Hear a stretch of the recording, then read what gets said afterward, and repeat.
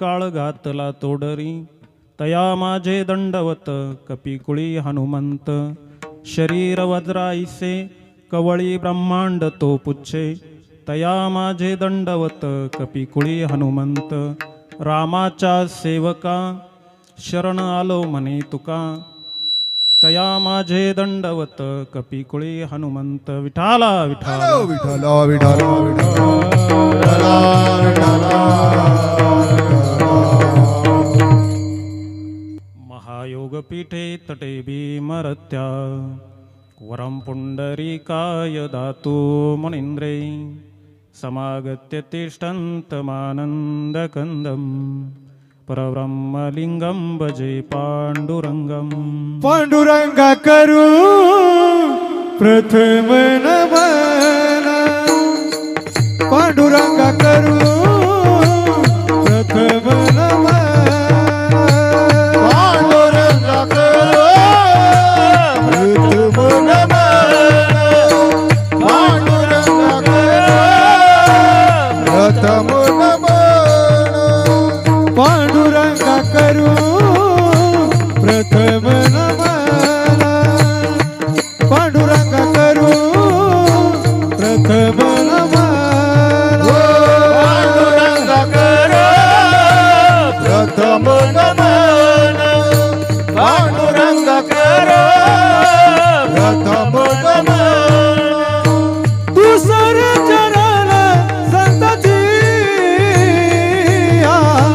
दुसर चरण संतती,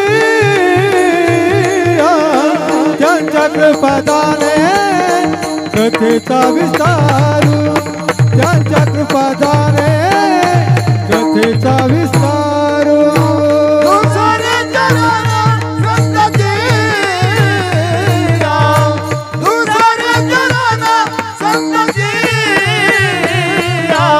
त्यांच्या कृपादाने कथेचा विस्तारू, त्यांच्या कृपादाने कथेचा विस्तारू, त्यांच्या कृपादाने कथेचा विस्तारू. बाबाजी सद्गुरु दास तुका, हो बाबाजी सद्गुरु दास तुका, कथेचा विस्तारू. बाबाजी सद्गुरु दास तुका, हो बाबाजी सद्गुरु दास तुका. पांडुरंगा करू प्रथम नमन दुसरे चरण संतांच्या, त्यांच्या कृपादाने कथेचा विस्तारू. बाबाजी सद्गुरुदास तुका. ओम नमो ज्ञानेश्वरा करुणा करा दयाळा, तुमचा अनुग्रह लादलो पावन झालो चराचरी. तुकाराम तुकाराम नाम घेता कापेयम, धन्य तुकोबा समर्थ जेने केला हा पुरुषार्थ. मनोजवं मारुततुल्य वेगं, जितेंद्रियं बुद्धिमतं वरिष्ठं. वातात्मजं वानरयूतमुख्यं, श्रीरामदूतं शरणं प्रपद्ये.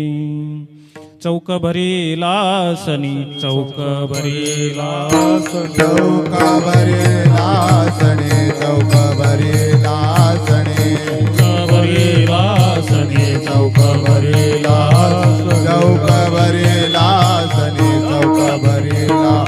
पाचारिणी कुलस्वामिनी, पाचारिणी कुलस्वामिनी, पाचारिणी कुलस्वामिनी, पाचारिणी कुलस्वामिनी.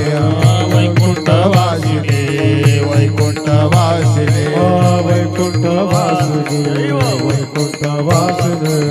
नावनी लडकरी, नावनी लडकरी, नावनी लडकरी, धावनी लडकरी.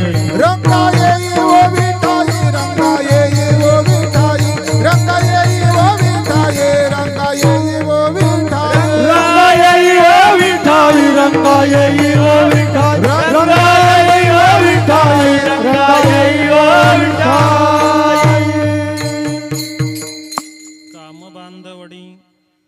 काम बांधवडी काळ घातला तोडरी, तया माझे दंडवत कपिकुळी हनुमंत. प्रस्तुत प्राप्त कीर्तन रूपी सेवेकरता निवडलेला अभंग.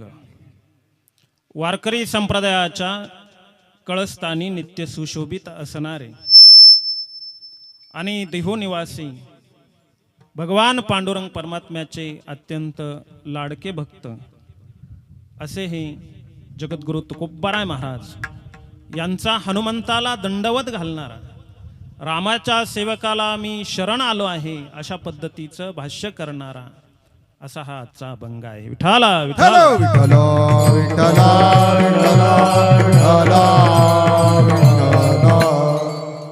आज या ठिकाणी श्री क्षेत्र रामपूर पुतळेवाडी आपल्या ग्रामदैवत असलेले हनुमंतराय महाराज आणि या हनुमंतरायांचा जन्मोत्सव जयंती उत्सव आपण दरवर्षी या ठिकाणी साजरा होत असतो. आपण सर्व रामपूर ग्रामस्थ, त्याचबरोबर आपला हा मिठसागरी ग्रामस्थ, त्याचबरोबर आपले हे वलटे परिवार आहेत, खरनार परिवार आहेत, निकम परिवार, इथले आजूबाजूचे सर्वच आणि सर्व ग्रामस्थ मंडळी, तरुण वर्ग, महिला वर्ग सर्वांच्या उपस्थितीमध्ये दरवर्षीप्रमाणे याही वर्षी, मागच्याही वर्षी माझी कीर्तनाची सेवा या ठिकाणी आपण सर्वांनी आयोजित केली होती आणि तेच प्रेम पुन्हा आपण एकदा दाखवलं आणि पुन्हा एकदा सेवेची संधी आपण उपलब्ध करून दिली. त्याबद्दल आपले ऋणनिर्देश व्यक्त करतो. आणि खरं म्हणजे या हनुमंतरायांचा उत्सव करत असताना आज या व्यासपीठावरती मला साथ संगत करण्यासाठी आमचे गायनाचार्य, हरिभक्ती परायण, पारमार्थिक स्नेही असणारे वाल्मिक महाराज हंडोरे हे या ठिकाणी उपस्थित आहे. त्याचबरोबर महाराष्ट्रामधलं एक संगनमेर आणि सिन्नर तालुकामध्ये, त्याचबरोबर महाराष्ट्रभर जाणारं असं जे व्यक्तिमत्व आहे ते गायनाचार्य, हरिभक्ती परायण बाबासाहेब महाराज गायकवाड या ठिकाणी उपस्थित झालेले आहेत. ते मला वाटतं रामपूरला याही अगोदर बऱ्याच वेळेला येऊन गेलेले आहेत. ते कीर्तनाच्या साथीला नेहमी असतात. आमच्या मिठसागराचे हरिभक्ती परायण आता युवा कीर्तनकार आमचे नारायण महाराज कथले या ठिकाणी उपस्थित आहेत. त्याचबरोबर आपल्या रामपूर आणि मिठसागरे भजनी मंडळ संपूर्ण अगदी चोपदार बाबा आहेत, विनेकरी बाबा, आमचे गोरख बाबा असतील, ज्येष्ठ श्रेष्ठ सर्व मंडळी, त्याचबरोबर मृदुंगाला साथ करणारे आमचे विद्यार्थी प्रतीक महाराज आहे की नाही, म्हणूनच म्हटलं गुरु कडक आहेत आमचं आहे की नाही. प्रतीक महाराज सागर महाराजांचे ते विद्यार्थी आहेत. प्रतीक महाराज घुमरे आपले शिंदे तेही या ठिकाणी उपस्थित आहे. कीर्तनमाला चॅनलचे सर्व असणारे ऋषिकेश घुमरे या ठिकाणी उपस्थित आहेत. आणि मागच्याही वर्षी ज्यांची साऊंड सिस्टीम आणि मंडप होतात असे आमचे राहुल दादा या ठिकाणी उपस्थित आहे. त्यांची अत्यंत सुंदर अशी सिस्टीम आणि माझ्यासमोर श्रोतुगणांमध्ये उपस्थित असणारे आमचे समाभाऊ असतील, आमचे सर्वच ग्रामस्थ मंडळी, मिठसागरेकर आणि रामपूरकर सर्वांना एकदा साष्टांग प्रणिपात करतो. आणि आपला आता 11 वाजलेले आहे, 12 वाजेपर्यंत सेवा करायची आहे. 1 तासभर मी बोलणार आहे अभंगावरती आणि हनुमंतरायांचा महिमा, चरित्र याच्यावरती प्रकाशझोत टाकण्याचा आपला अल्पसा प्रयत्न या 1 तासामध्ये आपल्याला करायचा आहे. विठाला विठाला विठ्ठल विठ्ठल या अभंगामध्ये जगद्गुरु तुकोबाराय असं म्हणतात की कामाला बांधणारा आणि काळाचीही तोरडी करून पायामध्ये धारण करणारा असं एक अद्भुत व्यक्तिमत्व रामाचा सेवक असणारे हनुमंतराय, त्यांना मी शरण जातो, त्यांना मी दंडवत घालतो. कपी कुळामध्ये जरी ते जन्माला आलेले असले, त्यांचं अवतीर्ण कार्य हे कपी कुळातलं जरी असलं, पण असं म्हटलं जातं की ऋषीचं कुळ नदीचं मूळ बघू नये. त्या पद्धतीने एखादी व्यक्ती एखाद्या जातीत जन्माला आली, एखाद्या धर्मात जन्माला आली म्हणजे काय ती श्रेष्ठ ठरत असते. हलक्या जातीत कनिष्ठ वर्णात जन्माला आली म्हणून ती कनिष्ठ ठरत असते, शूद्र ठरत असते असं नाही. मनुष्य श्रेष्ठ ठरतो किंवा वरिष्ठ ठरतो हे कशावर अवलंबून आहे, तर हे त्याच्या कार्यकर्तृत्वावर अवलंबून आहे. लक्षात ठेवा. एखादी व्यक्ती कोणत्या जातीत जन्माला आहे, कोणत्या कुळात जन्माला आली. आता हनुमंतांचा जन्म हा कपी कुळामध्ये आहे, वानर कुळामध्ये. प्रभू रामचंद्र हे क्षत्रिय कुळातले आहे. मग प्रभू रामचंद्र क्षत्रिय कुळातले आहेत, वशिष्ठ ब्राह्मण कुळातले आहेत म्हणून ते श्रेष्ठ ठरतात आणि वानर कुळात जन्माला आलेले हनुमंत कनिष्ठ ठरतात असं होत नाही. नाथबाबांनी तर असं भाष्य केलंय की जो हनुमंताला कनिष्ठ समजेल त्याच्यासारखा पापिष्ट या जगताच्या पाठीवर कोणी नाही. विठाला विठाला. विठ्ठल विठ्ठल म्हणून आता तुम्ही सगळे आतापर्यंतची जी काही ऋषी मुनी असतील किंवा महापुरुष घ्या, राष्ट्रपुरुष घ्या, या सगळ्यांवरती बघत असताना आपल्या लक्षात येईल की राष्ट्रपुरुष, महापुरुष वेगवेगळ्या जाती जन्माला आली. आपली संत मंडळी सुद्धा वेगवेगळ्या जातीमध्ये, प्रत्येक संत वेगवेगळ्या जातीत जन्माला आला आणि म्हणून त्यांच्या त्या जातीमध्ये जन्माला आला म्हणून तो एखादा संत श्रेष्ठ ठरतो, एखादा हलका ठरतो असं नाही होत. शेवटी काय आहे, तुमची जात, तुमचा धर्म.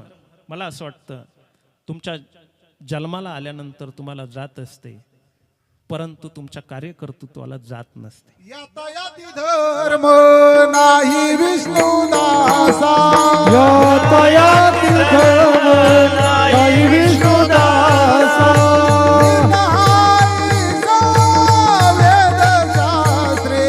निर्णय आईसा वेदशास्त्रे, वेदशास्त्र निर्णयाईसा वेदशास्त्रे, यातायाती धर्म नाही विष्णुदासा, निर्णय आईसा वेदशास्त्रे, निर्णय आईसा वेदशास्त्रे, निर्णय आईसा वेदशास्त्रे. यातायाती धर्म नाही विष्णुदासा, निर्णयाईसा वेदशास्त्रे, निर्णयाईसा वेदशास्त्रे, निर्णयाईसा वेदशास्त्रे. यातायाती धर्म नाही विष्णुदासा. यातायाती धर्म हा विष्णूच्या दासाला. अहो, एका अभंगामध्ये तर जगद्गुरु तुकोबाराय असं सांगतात, वैष्णवाची आचारसंहिता सांगतात. ते असं म्हणतात की भेद आणि अभेद या गोष्टी मांडणे हेच मुळात वैष्णवासाठी अमंगळ मानले गेलेलं आहे. भेदाभेद भ्रम अमंगळ भेदाभेद भ्रम, अमंगळ भेदाभेद भ्रम, अमंगळ भेदाभेद भ्रम. विष्णुमय जग वैष्णवांचा धर्म, भेदाभेद भ्रम मंगळ, भेदाभेद भ्रम मंगळ. ओ विष्णू वैष्णवांचा धर्म, भेदाभेद भ्रम अमंगळ, भेदाभेद भ्रम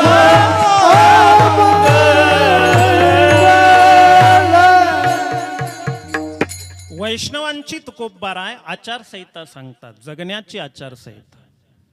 विष्णुमय जग वैष्णवांचा धर्म, भेदाभेद भ्रम अमंगळ. त्यांनी असं सांगितलं की भेद मानणं हाच मुळात काय आहे, अधर्म आणि अमंगळ आहे.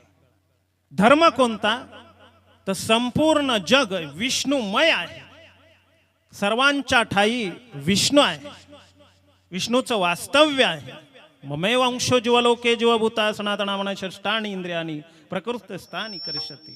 किंवा सर्वस्य चहं हृदसन्निविष्टो, हे जे गीतेमध्ये भगवंत सांगतात त्याचंच ट्रान्सलेशन हरिपाठामध्ये माऊली करतात. सर्वागटी राम देहा दे, सूर्यप्रकाशक शस्त्ररश्मी, सूर्यप्रकाशक शस्त्ररश्मी, सूर्यप्रकाशक शस्त्ररश्मी. सर्वगटी राम देहादेका, सूर्यप्रकाशक सहस्ररश्मी, सूर्यप्रकाशक सहस्ररश्मी, सूर्यप्रकाशक सहस्ररश्मी. सर्वागती राम देहा देई एक, सूर्यप्रकाशक शस्त्ररश्मी, सूर्यप्रकाशक शस्त्ररश्मी. सर्वागटी राम देहा देई एक, सूर्यप्रकाशक सहस्ररश्मी प्रकाशक सहस्ररश्मी सर्वा घटी राम देहा देही एक सूर्यप्रकाशक सहस्र रश्मी. माऊलींनी सांगितले ती पण एक वैष्णवाची आचारसंहिताच आहे की सर्वाभूती पाही एक वासुदेव, सर्वांच्या ठाई त्या वासुदेव. म्हणून तर काय माहिती आहे का, संतांनी एक सांगितलं, देवीचं वर्णन केलं, खंडोबाचं वर्णन केलं, आपल्या तुम्ही नाथांची गाथा बघा, तुकोबांचे अभंग बघा, या सर्वांनी वेगवेगळ्या देवांचं वर्णन केलं. परंतु एक लक्षात ठेवा, त्यांच्या भक्तीत आणि आपल्या भक्तीत, त्यांच्या आचारसंहितेत आणि आपल्या आचारसंहितेत भेद आहे. आपण काय करतो, शिर्डीला गेलो तर साईबाबा म्हणून बघतो. अजून कुठे अक्कलकोटला गेलो तर स्वामींकडे स्वामी म्हणून बघतो. किंवा अजून कुठे शेगावला गेलो तर गजानन महाराजांकडे आपण गजानन बाबा म्हणून बघतो. वणीला गेलो तर देवी म्हणून बघतो. पण संतांचं तसं नाही आहे. संत अनेक तीर्थयात्रेला जातात, देवांना भेटी देतात, पण त्या सर्व देवांमध्ये कोणाचं रूप बघतात, तर पांडुरंगाचं रूप बघतात. म्हणून लक्षात ठेवा.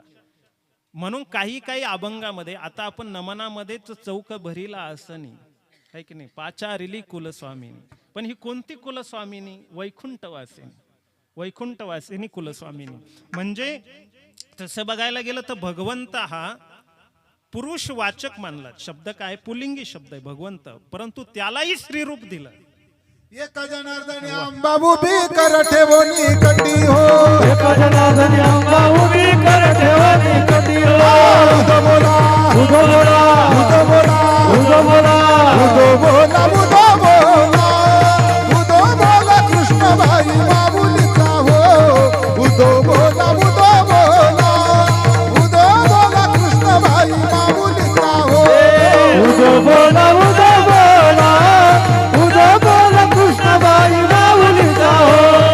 उदो बोला उदो बोला उदो बोला कृष्णबाई माऊलीचा हो.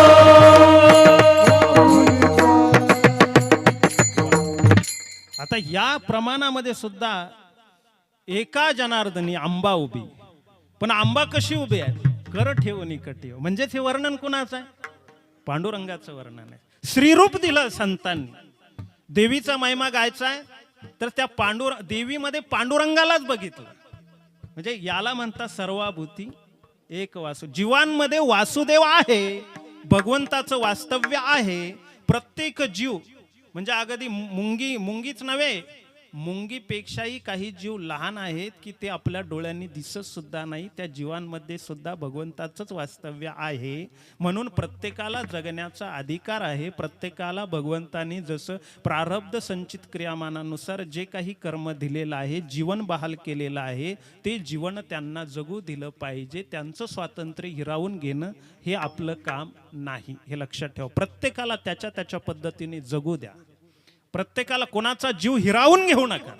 कारण का, त्याच्यामध्ये एक कर्तुम अकर्तुम अन्यथा कर्तुम अशी एक चिदगण शक्ती वास करते, नित्य ठाई वसलेली असते. आणि त्याचा जीव हिरावून घेणे, त्याला मारणे, त्याची हत्या करणे किंवा स्वतःच्या स्वार्थासाठी, स्वतःचं अन्नाची भूक भागवण्यासाठी त्या जीवाचं शरीराला अन्न बनवू नका. त्याला स्वतंत्र जगू द्या. म्हणून वारकरी संप्रदायामध्ये जो मांसाहाराला बंदी आली ती त्याच्यामुळे आली, लक्षात ठेवा. म्हणून नुसतं मांसाहार ग्रहण करणे एवढीच आचारसंहिता वैष्णवाची नाही आहे. जे मांस सदृश्य आहे त्याचा सुद्धा त्याग केला पाहिजे.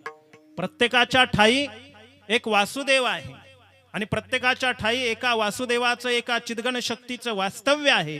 हे एकदा माणसाने स्वीकारलं की तुम्हाला सांगतो, मनुष्य कोणाशीच वाईट वागणार नाही, हे लक्षात ठेवा. प्रत्येकाला वाटेल मी तुम्हाला लुबाडायला लागलो, पण मला जर हा बोध असेल का रे त्याच्यामध्ये भगवंत आहे, मी तुम्हाला लुबाडायचं आणि घरी जाऊन मात्र 4 तास देवाची पूजा मांडायची, अर्थ काय त्याला? मी तुमच्यातला देव दुखावला तर 4च काय, अष्टप्रहर जरी पूजा मांडली तर ती व्यर्थ असते. ती पूजा ही वांज असते, त्यातून काहीच प्रस्तुत होत नाही. विठाला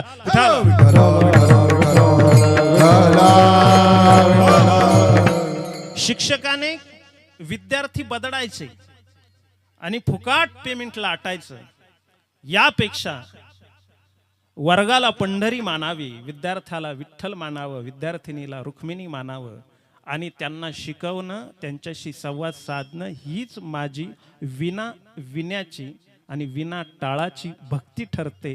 हे शिक्षकाने जर मनी बिंबवलं तर तोही वर्गात पंढरी उभी करू शकतो. विठाला विठाला विठाला विठाला हे जसं शिक्षकाचं, तसंच शेतकऱ्याचं, तसंच व्यापाऱ्याचं, तसंच अनेक वेगवेगळ्या क्षेत्रामधली जी तज्ज्ञ मंडळी आहेत वेगवेगळे आहेत. डॉक्टरला सुद्धा हेच वाटायला हवं की त्याच्यामध्ये भगवंत आहे आणि मग त्याला छळायचं कसं. एखादी व्यक्ती मेलेली असताना त्याच्या घरच्यांकडून कुटुंबियांकडून 4 दिवस गॅसवर ठेवून उगाच संपत्ती लाटायची हा विचार त्या डॉक्टरला कधी शिवणार नाही.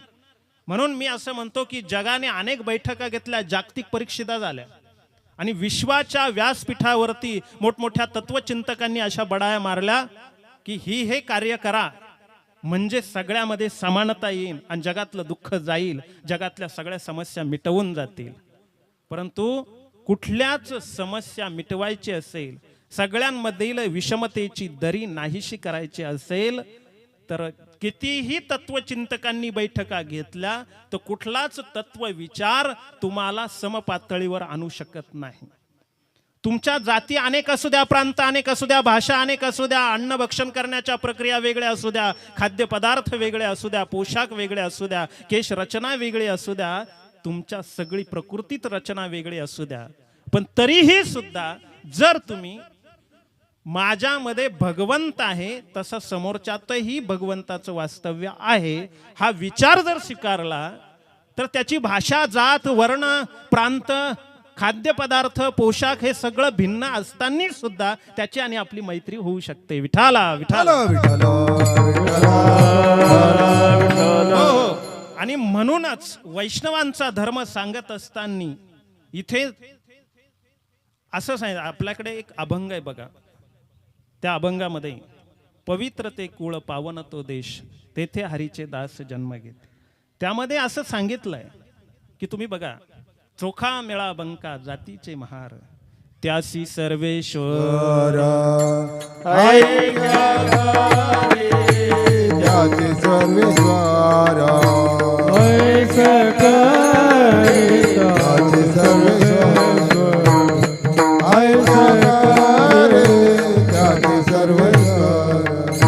कोणाही जातीचा महार त्याचे सर्वेश्वर ऐसे करी, त्याचे सर्वेश्वर ऐसे करी. चोखा मेळा बंका जातीचे महार त्याचे सर्वेश्वर ऐसे करी, त्याचे सर्वेश्वर ऐसे करी. चोखा मेळा बंका जातीचे महार त्यासी सर्वेश्वर ऐक्य करी. त्या काळामध्ये जे ब्राह्मण, क्षत्रिय, वैश्य, शूद्र, यात थोडा आवाज द्यायचा, अशी 4 प्रकारची वर्ण होती. पण शूद्र वर्णामध्ये जन्माला आलेले चोखोबराय असतील किंवा बंका असेल, सोयराबाई असतील, हे सगळे शूद्र. त्यांना मंदिरातही त्या काळातल्या धर्म मार्तंडांनी प्रवेश दिला नाही, पण पांडुरंगाने त्यांचा स्वीकार केला. लक्षात ठेवा, चोखोबरायांनी आपल्या अनेक अभंगांमधून मांडणी केली की मला देवापर्यंत ही लोक कशी पोचवू देत नाही. त्यांनी सांगितलंय की माझ्या जीवनामध्ये दुःख आलंय, मला देवाच्या पायरीपर्यंत सुद्धा येण्याचा अधिकार नाही. गाभारा तर दूरच राहिला, पांडुरंगाची आणि माझी भेट नाही, परंतु पांडुरंगानेच गाभारा सोडून चोखोबाच्या झोपडीपर्यंत जावं. पत्नीचं बाळंतपण केलंय म्हणजे त्याशी सर्व ईश्वर ऐक्य करी. मग त्याने काय, हा हलक्या जातीतला आहे, शूद्र जातीतला आहे, शूद्र वर्णातला आहे म्हणून काय देवाने तिरस्कार केला? कानोपात्रेचं काय आहे? कानोपात्रा ही वेशाची मुलगी, पण मंदिरात जागा दिलीच ना. आजही भगवंत त्यांना स्वीकारतच आहे. शबरी कोण होती, पण प्रभू रामचंद्रांनी तिचा स्वीकार केलाच ना, उष्टी बोरं खाल्लीच ना. शबरी तर अत्यंत आदिवासी जमातीतली, पण तरी सुद्धा हे देव, संत, ऋषी हे कुठलाही भेद मानत नाही. भेद मानतो ते तुम्ही आम्ही. आणि भेद अज्ञानातून प्रगट होतो असं विचारसागर ग्रंथ सांगतो. विचारसागर सांगतात की जीव जो काही भेद मानतो, मग जीव जीवाचा भेद मानतो, जीव ईश्वराचा भेद मानतो, जीव जडाचा भेद मानतो. हा जो काही भेद मानतो ना, हा भेद कशामुळे निर्माण होतो? तो अज्ञानामुळे आणि अविद्येमुळे निर्माण होतो. विठाला विठ्ठल विठ्ठला अज्ञानामुळे आणि अविद्येमुळे या जीवाला एकमेकांचा भेद दिसतो. लक्षात ठेवा. म्हणून तो भेद मानायचा नाही. आणि म्हणूनच हनुमंत सुद्धा जरी कपी कुळामध्ये जन्माला आलेले असले, परंतु त्यांना कनिष्ठ म्हणायचं नाही, कारण राम भक्तीने ते श्रेष्ठ ठरत असतात. हे लक्षात ठेवा. आणि म्हणून अशा या हनुमंताचं चरित्र आज आपण या ठिकाणी बघणार आहोत. हनुमंत जर म्हटले तर हनुमंताचं जीवन हे सर्वांना प्रेरक असं जीवन आहे. हनुमंत हे एक प्रकारचे भक्त होते. प्रभू रामचंद्रांच्या ठाई एकनिष्ठ असलेली त्यांची भक्ती होती. आणि असे हे हनुमंतराय हे कामाला पळवून लावणारे, काम जिंकणारे आणि कामाला जिंकणाऱ्या हनुमंतरायांचं वर्णन तुकोबराय पहिल्या चरणात करतात.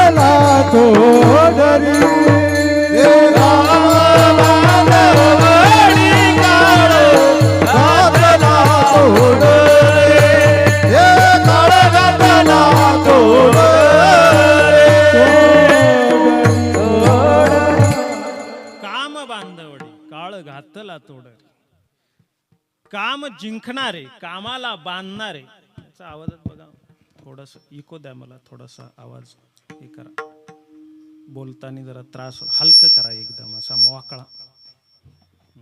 बाबा मोकळा झाला पाहिजे असा पद्धत. पहिल्या चरण आपण विचारात घेणार आहोत. पहिल्या चरणामध्ये तुकोबाराय असं म्हणतात की काळ बांधव, काळाला जिंकून घेणारे, काळाला कामाला बांधणारा आणि काळाला जिंकून घेऊन त्याची जशी एखादा मनुष्य तोरडी करतो आणि पायामध्ये धारण करतो, त्या तोरडीसारखं पायाला बांधून ठेवलाय हा म्हणजे काळ आहे. आणि ज्याला जिंकलंय, ज्याला आपल्या काबूत ठेवलंय तो म्हणजे काम आहे.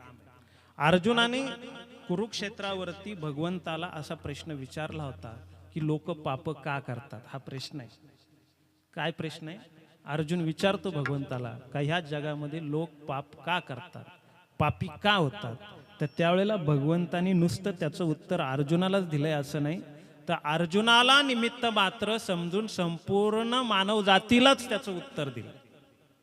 असं नाही की 5,500 वर्षापूर्वी कुरुक्षेत्राच्या रण मैदानावरती सिदंती मम गात्र आणि मुकंच परिशिष्यते वेपतुष्य शरीर मे रोम हर्षशे जायते अशी अर्जुनाची अवस्था झाली होती. अर्जुनाला मोह झाला होता की समोर माझे गुरु आहेत, माझे भाऊ आहेत, यांच्याशी कसं लढू. 180 वर्षाचे भीष्म पितामह आहे, ज्यांच्या दाढी कुरवाळत मी लहानाचा मोठा झालो. माझं धनुष्य हातातून धनुर्विद्या शिकत असताना गळून पडत होतं. त्यावेळेला ज्या गुरूंनी अलगद उचलून माझ्या हातात दिलं, त्या गुरूंना मी कसं मारू, या बंधूंना कसं मारू, याने मला पाप होईल. नकांक्ष विजय कृष्णनच राज्य सुखानीच. आता कसा आवाज येतो ऐक.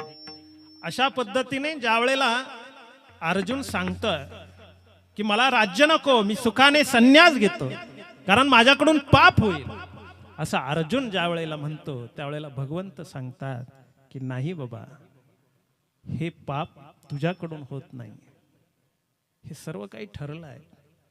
आणि तुम्हाला सांगू, ज्ञानेश्वरीने हिंसेची व्याख्या फार छान केलेली.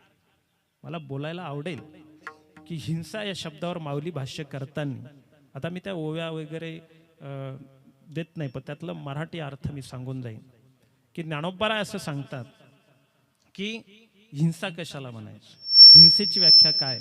आपल्याला असं वाटतं हिंसा ही 3 प्रकारची सांगितली शास्त्रकारांनी. मानसिक हिंसा आहे, शारीरिक हिंसा आहे आणि वाचिक हिंसा आहे.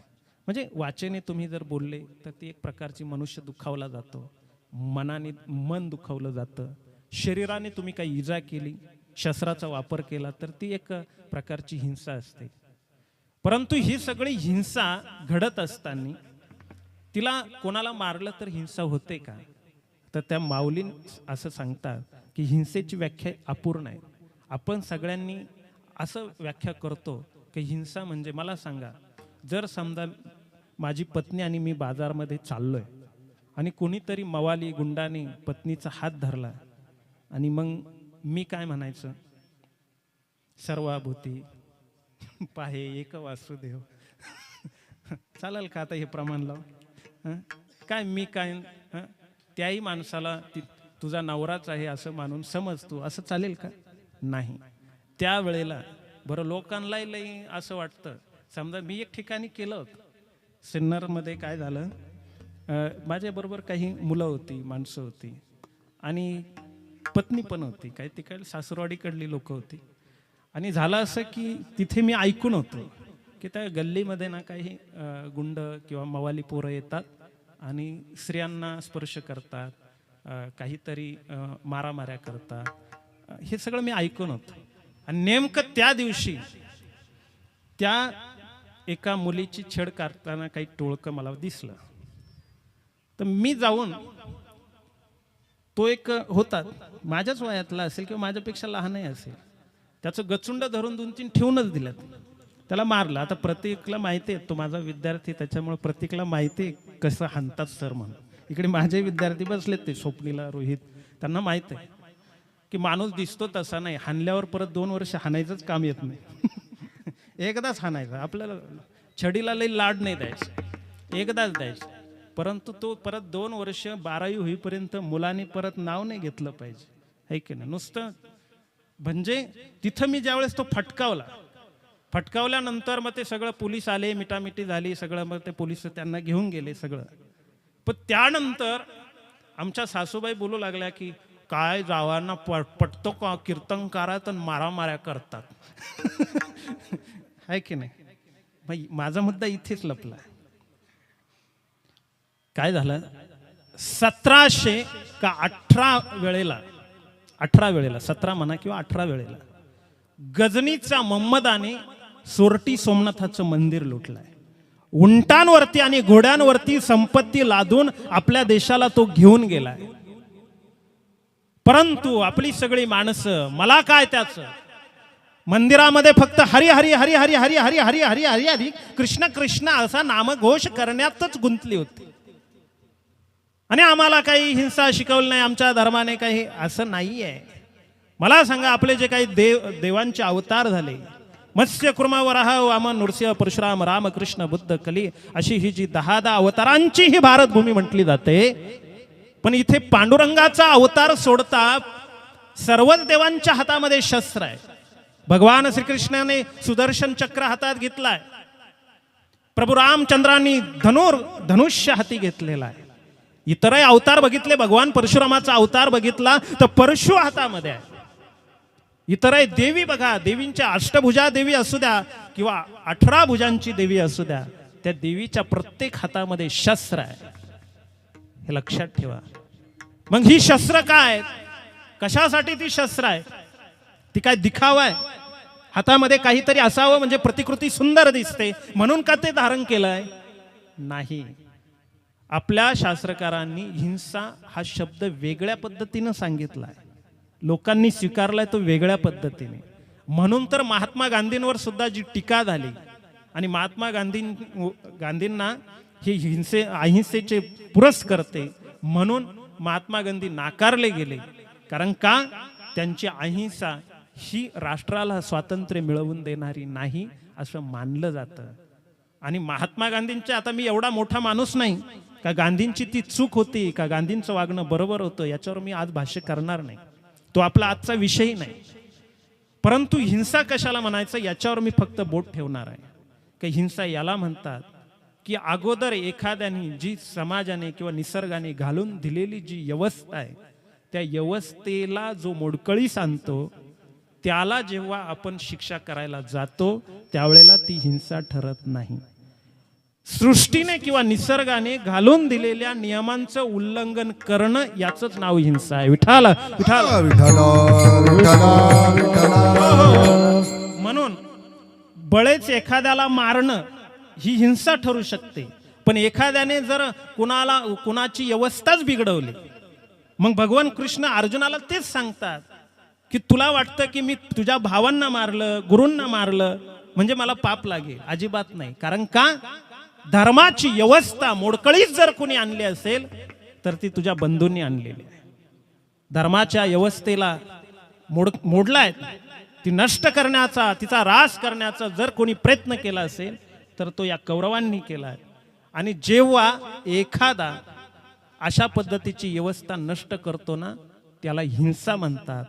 आणि त्या हिंसेला प्रत्युत्तर देण्यासाठी ती व्यवस्था पुन्हा व्यवस्थित करायची, झालेली दुरावस्था टाळून तिच्यामध्ये सुधारणा करून पुन्हा ती व्यवस्था नव्याने उभी करायची असते ना, त्यावेळेला हत्यार उचलावं लागलं आणि रक्त सांडावं लागलं तरी सुद्धा ती हिंसा ठरत नाही असं माऊली सांगतात. विठाला म्हणजेच आपल्या शास्त्राचं म्हणणं तेच आहे. कौरवांनी अगोदर व्यवस्था बिघडवली आणि मग कौरवांची व्यवस्था बिघडवली, मग त्या धर्माची व्यवस्था पुन्हा लावण्यासाठी त्यांचा वध करावा लागला, त्यांना मारावं लागलं, त्यांचं रक्त सांडावं लागलं तरी सुद्धा ते मग काय होत नाही, हिंसा ठरत नाही. हे लक्षात ठेवा.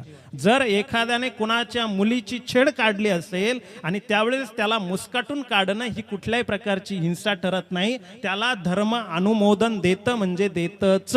त्यामुळं असं कोणी म्हणू नये का कीर्तनकार आहेत म्हणजे त्यांनी लढाया करायच्या नाही, त्यांनी सुद्धा ठोकूनच काढले पाहिजे. विठाला विठाला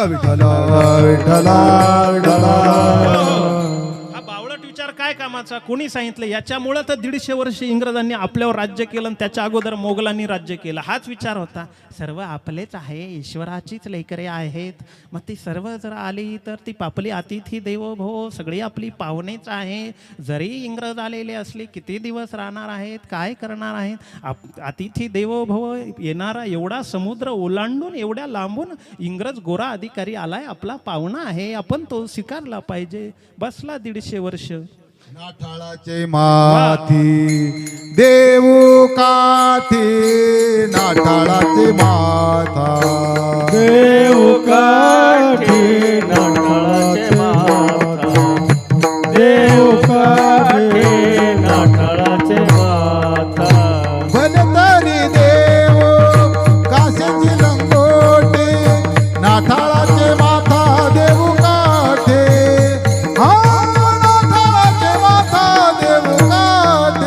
बनतरी नाथाचे माथी घेऊ नाथाचे माथी घेऊ काठी देऊ काठी. जगद्गुरु तुकोबराय म्हणतात, भले तरी देऊ कासेची लंगोटी, पण नाठाळाच्या माथी हनू काठी. नाठाळ असेल, नाठाळ जर भेटला, तो जर व्यवस्था बिघडवत असेल तर त्याला ठिकाणावर आणण्यासाठी काठीचा वापर केलाच गेला पाहिजे. म्हणून भगवंताच्या हातामध्ये जे चक्र आहेत, भगवंताच्या हातामध्ये गदा असेल, भगवंताच्या हातामध्ये धनुष्य आहे, ते काय उगाच आले आणि मारत सुटले असं नव्हे. प्रभू रामचंद्रांनी धनुष्य धारण केलंय, मग ते काय कोणी दिसला, काढला बाण, लावला दोरीला आणि सोडला, प्रत्यंच्या खेचली गेली आणि बाण सोडला असं आहे का? नाही. जो व्यवस्था बिघडवतोय, जो धर्माची व्यवस्था बिघडवतो आहे, जो माणुसकी धर्माचं अधपतन करतोय, अशाच माणसासाठी धनुष्य वापरलाय प्रभू रामचंद्रांनी. हनुमंतरायांनी गदेचा वापर केलाय, तो फक्त व्यवस्था बिघडवणाऱ्या, हिंसा करणाऱ्या लोकांसाठी. आणि म्हणून अर्जुन जेव्हा भगवंताला विचारतो की देवा लोक पाप का करतात, त्यावेळेला भगवंताने सांगितलं 3 गोष्टींचा उद्रेक झाला की माणसं पाप करतात. त्यातला पहिला गोष्ट आहे, पहिला घटक आहे काम, हे लक्षात ठेवा. नंतर आहे क्रोध आणि तिसरा आहे लोभ. तुम्ही कधीतरी कोर्टात जा आणि कोर्टाचा अभ्यास करा, तुमच्या लक्षात येईल कोर्टात जेवढे जेवढे आज तारखा व तारखा, तारीख पे तारीख, तारीख पे तारीख हे सगळं चालू आहे ना, किंवा जे काही तुम्हाला कोणी जेलमध्ये कैद्यांच्या मुलाखती घ्या, कधीतरी समजा तुरुंगात गेले, आता तुम्हाला कधी किंवा मला कधी सोडतील, आपल्याला मुलाखती घेता येईल किंवा काय असं काही सांगता येत नाही. पण जर कधी कधी सुटून आलेल्यांच्या तरी मुलाखती घ्या बरं का वाल्मिक महाराज. घ्या जरा मुलाखत घ्या सुटून आलेल्या, विचारा. आहेत ते आमच्या विठाला विठाला विठाला विठाला विठाला. नाही निदान तुरुंगामध्ये जाऊन आपल्याला कैद्यांच्या मुलाखती घेता येत, पण शिक्षा भोगून येणारे जे आहेत त्यांना तरी विचारा. सर्वे केल्यावर तुमच्या लक्षात येईल तुरुंग जो भरला गेलाय ना, किंवा जे वकिलांचे जे सगळे काही चाललेत ना, ते फक्त 3च गोष्टींवर आहे. कोणाची केस कामामुळे, कोणाची लोभामुळे, कोणाची क्रोधामुळे. लक्षात ठेवा. काही नाही, बायकोचं त्याचं थोडंसं भांडण झालं आणि यांना बायकोच उचलून टाकली, बसला 35 वर्ष जाऊन. लक्षात ठेवा. कशामुळं? फक्त 1 मिनिटाचा राग, क्रोध. बरोबर आहे की नाही? भावाभावांचं वाद झालं, कशावरून? काय नाही, बांधांवरून थोडंसं वाद झाला, म्हणून या भावाने त्या भावाच्या डोक्यात पावडं घातलं, 50 वर्ष मध्ये जाऊन बसले. लक्षात ठेवा. सगळ्या केसेस जे तुरुंग दिसतात ना तुम्हाला, काही काहींच्या कामवासना तृप्त होत नाहीत, म्हणून अन्याय अत्याचार करणारी माणसं तुरुंगात दिसतील.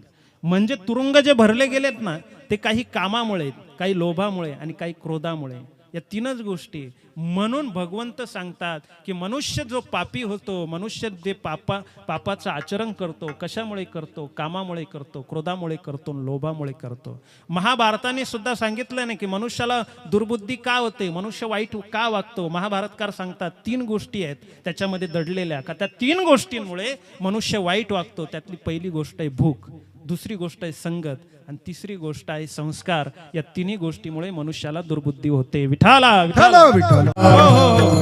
मग भूक कशाची? फक्त अन्नाचीच भूक का? तर नाही नाही, सत्तेची भूक, पदाची भूक, प्रतिष्ठेची भूक, पैशाची भूक, अशा नानाविध भूका आहेत माणसांना. आणि या भूकाच्या आहारी जाऊन मग माणसांना दुर्बुद्धी सुचते. काहींच्यावरती संगतीचा परिणाम असतो.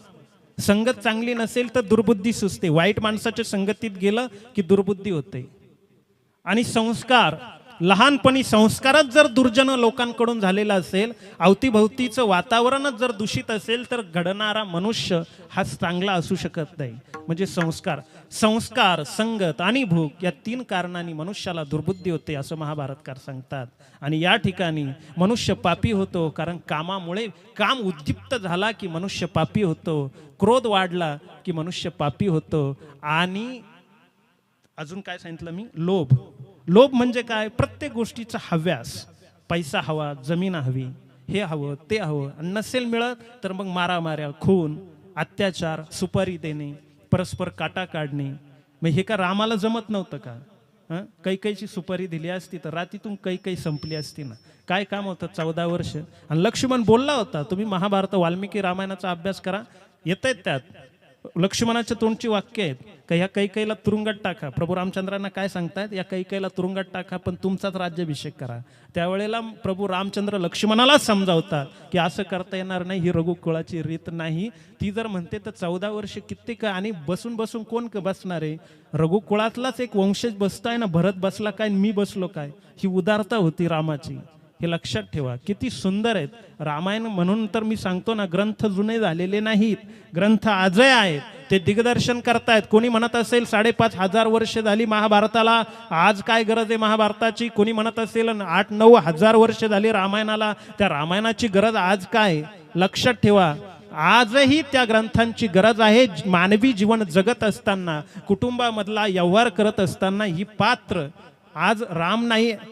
राम कदाचित अवतार कार्य संपुष्टात येऊन ते गेले असतील, निजधामास गेले असतील, परंतु ती पात्र दशरथ महाराज नाहीये, कैकेयी नाही आहेत, कौशल्य नाही आहेत, हनुमंत आहेत, अजून चिरंजीव आहेत. परंतु ही सगळी पात्र आहेत ना, ही जुनी झालेली नाही, ही कधी जुनी होत नाही. रावण कधी जुना होत नाही, दुर्योधन कधी जुना होत नाही. ही नेहमी काय करत असतात, तुम्हा आम्हाला आजही जगामध्ये दुर्योधन वृत्ती दिसतेच आहे, त्या वृत्ती त्या आहेच. रावणाची वृत्ती आजही आहेच.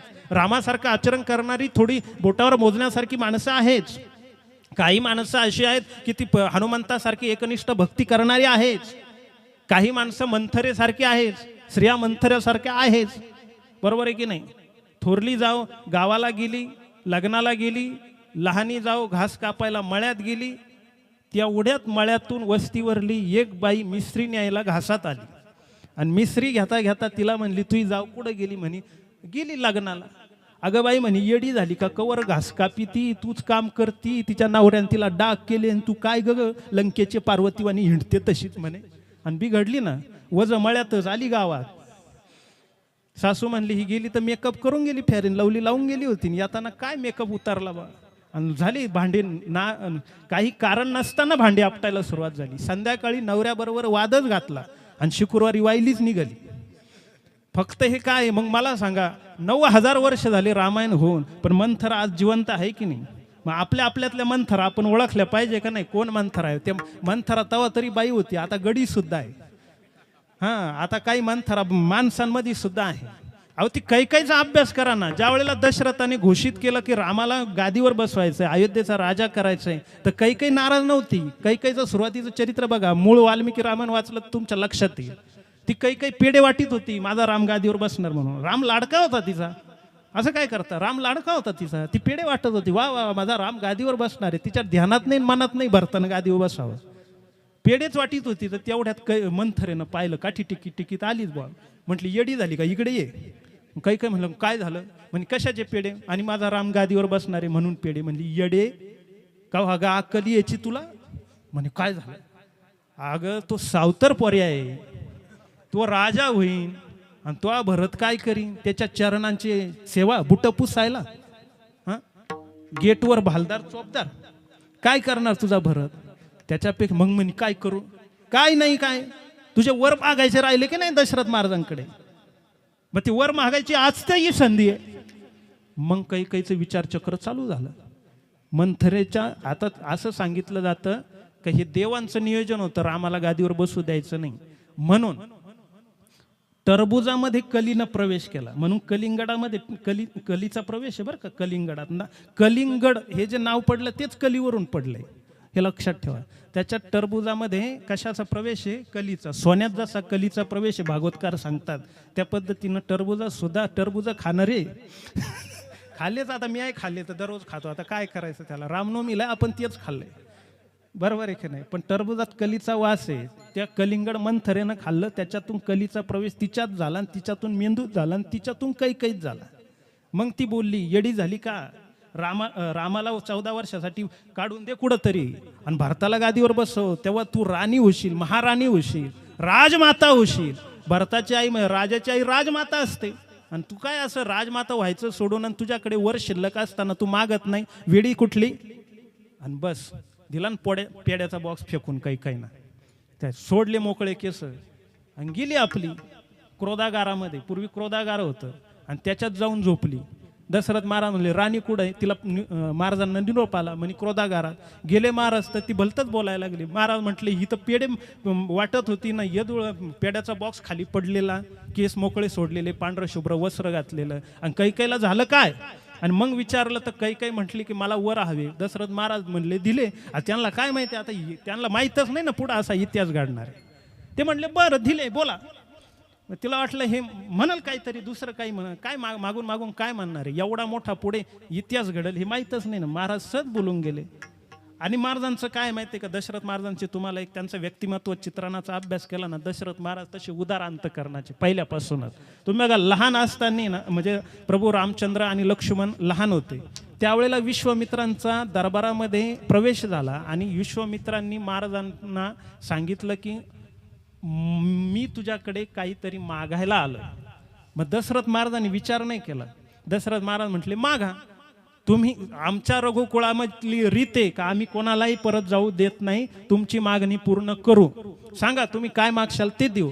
तर त्यावेळेला मागितलं. यांनी काय मागितलं का तुझी 2 मुलं दे. मग गडबड झाली. मग दशरथ महाराज नाही बाळा मी येतो यज्ञाचं रक्षण करायचं. मग मी येतो ना, कशाला लहान पोरं घेतात, मी स्वतः येतो. ते विश्वामित्रांनी सांगितलं नाही मुलंच हवी. यज्ञाचं काय होतं, यज्ञाचं रक्षण तर करून घ्यायचं होतंच, पण त्यांना शिक्षणही द्यायचं होतं. त्यांना काहीतरी आपल्या जवळचं जे जे ज्ञान आहे ते सुद्धा रामाला आणि लक्ष्मणाला मिळावं हा त्याच्या पाठीमागचा उदांत हेतू होता. म्हणून त्यांनी ते बोलून घेतले होते. म्हणजे सांगायचं तात्पर्य असं का दशरथ महाराज तसं मागचा पुढचा विचार न करता एखादा जर म्हणला मला तुमच्याकडे मागायचं आहे तर सहज म्हणणार मागा. हा विचार नाही करणार की समोरचा माणूस धूर्त आहे, चतुर आहे, काय मागेल, आपल्याला गोत्यात आणील, आपल्याला सर्वस्व मागेल तो. याची भूमिका दशरथ महाराजांकडे नव्हती. दशरथ महाराजांना तसं वाटायचं की आपण देऊन टाकू, त्यांचा उदार दृष्टिकोन होता. आता झालं असं का कैकेयीला ते असंच म्हटले की माग काय मागायचं तुला, 2 वरे देऊन टाकतो म्हणे. आणि मग तिने जेव्हा पहिल्या वराने भरताला राजगादी मागितली त्यावेळेला पायाखालची वाळू महाराजांची सरकली, लक्षात ठेवा. आणि दुसऱ्या वराने काय मागितलं तर रामाला 14 वर्ष वनवास. मग तर दशरथ महाराजांच्या अंगावरती एखादा डोंगर कोसळावा तशी धाड दिशा अंतकरणावरती आघात झाला आणि महाराज हाय त्या स्थितीमध्ये खाली बसले, डोळ्यातून अश्रुपात झाला आणि ते म्हटले पापी कैकेयी अगं काय मागितलंयस तू, माझा प्राण, माझा राम, माझा श्रीराम वनवासाला जावा अशी तुझी मागणी आहे. मला सांगा कैकेयीने भरल्या राजवाड्यामध्ये सगळी माणसं रडायला लावली, सगळी प्रजाजन, सगळी शरयू नदी आनंदमय झाली होती. ती केवळ जलमयच होती असं नव्हे, संपूर्ण शरयू नदीला पूर आला होता. कशाचा? आनंदाचा पूर आला होता. त्यांना वाटलं होतं की आमचा प्रभू रामचंद्र जो अवतीर्ण झालाय, परित्राणाय साधूनां विनाशाय दिशकृताम, यासाठी जो अवतीर्ण झालाय तो प्रभू रामचंद्र या गादीवरती बसणार आहेत. म्हणून अख्ख्या शरयूला प्रजेला आनंद होता. परंतु कैकेयीमध्ये मंथरेचा प्रवेश घडला आणि कैकेयीने सगळ्यांना रडायला लावलं आणि दशरथ महाराजांचं मरण सुद्धा जवळ आलं. त्या दिवशी प्रभू रामचंद्र वनवासाला निघाले ना, त्याच्यानंतर वनवासाला गेल्यानंतर 6व्या दिवशी दशरथ महाराजांचं मरण आहे. लक्षात ठेवा, जे दशरथ महाराज पुढे 10-15 वर्ष जगले असते ते दशरथ महाराज फक्त कैकेयीने काय केले 6 दिवसात घालवले. वर मागितल्याच्या 6व्या दिवशी मरण आहे दशरथ महाराजांचं, हे लक्षात ठेवा. म्हणून तुम्हाला एखादा म्हणत असेल बा 8-9 वर्ष झाले मग रामायणाची सध्याच्या काळात गरज काय, तसं नाहीये. ओळखा मंथरा. आणि मी तर असं म्हणतो आजूबाजूच्या मंथरा तर आहेच आहे, परंतु आता तर मुलींच्या मंथरा तर त्यांच्या आयात झालेल्या आहे सध्या. पोरगी काय नाही, एकटी मळ्यात कामाला गेली, आला सासूचा फोन म्हणजे तिच्या आईचा फोन. बरं हिच्या काही फोन आहे, आता ते अँड्रॉइडचा जमाना झाला, अतिरेक झाला मोबाईलचा, का तिने 5-5 मिनिटाला फोन करायचा. काय खाती, काय करते, ती मुरुम खाऊ, तुला करायचं काय. कन्यादान केलं, विषय मिटला ना. कन्यादान विधी काय असतो, ही मुलगी माझी राहिली नाही, विधी असा आहे ब्राह्मण काका म्हणून घेतात तुमच्याकडून का इदन्न मम, म्हणजे माझी ही राहिली नाही. आणि जावई काय म्हणतो, मम म्हणतो. मम म्हणजे ही माझी झाली.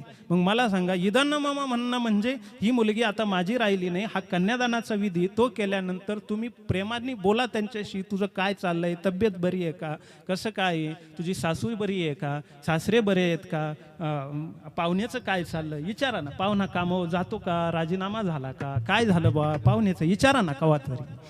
ते द्यायचं टाकून. आणि तू काय करती, मी मळ्यात आले. काय करती, काय नाही मी आले बा कांदे कापायला आले. आणि जाऊ कुठे, आणि जाऊ आहे ना लग्नाला गेली. अगं काय जाऊ इंडतीन, तू काय करती हां, आणि तू आज मागता घेतला का. अगं त्याच्यापेक्षा वायली निघाले तर नवरा बायको कसे गोडवानी करून खाशाल. काय बसता तुम्ही एकत्र तरी. मोठं जोडपं चाललं मोठं हो, त्यांनी किती दडून ठेवलं. तू काय ग. मंथरा घुसली, घरी आली बोंग्या झाला. तिसऱ्या दिवशी वायली निघाली. ह्या मंथरा ओळखा जरा. म्हणून पात्र आपल्याला वाटत असेल का जुने झाले, रामायण जुनं नाही झालं, आजही आहे. आजही रावण आहेच, आजही मंथरा आहे. कैकेयीच्या स्वभावाच्या व्यक्तिमत्वाच्या स्त्रिया आजही आहे. आणि कौशल्यासारखं शुद्ध आचरण करणाऱ्या स्त्रिया आजही आहे. लक्षात ठेवा, जशी त्राटिका शूर्पणखा हे तुम्हाला पात्र सापडतील, तशी कौशल्य आहे, उर्मिला आहे. अहो ती उर्मिला, अद्भुत रामायणात असा उल्लेख येतो की लक्ष्मण जेव्हा निघाला वनवासाला त्यावेळेला उर्मिला दुधाचा प्याला घेऊन आली होती. लक्षात ठेवा. आणि लक्ष्मणा, मला सांगा वनवास लक्ष्मणाला होता का रामाला होता, कोणाला होता, एकट्यालाच होता ना. पण तरी सुद्धा काय म्हटलं माहिती का, लक्ष्मण रामाबरोबर यायचं. राम म्हटलं येऊ नको, इथे वृद्ध वडील आहेत, आई आहेत, यांची काळजी घे, प्रजाजनांची काळजी घे, माझ्यासोबत येऊ नको. त्यावेळेला लक्ष्मणाचे उद्गार काय आहेत, लक्ष्मण काय म्हटला, ज्याप्रमाणे पाण्यातून मासा काढल्यानंतर तो जसा तडफडून तडफडून मरतो, तसा रामापासून मी जर बाजूला गेलो तर मीही तडफडून तडफडून मरेल. हे लक्ष्मणाचं वाक्य आहे.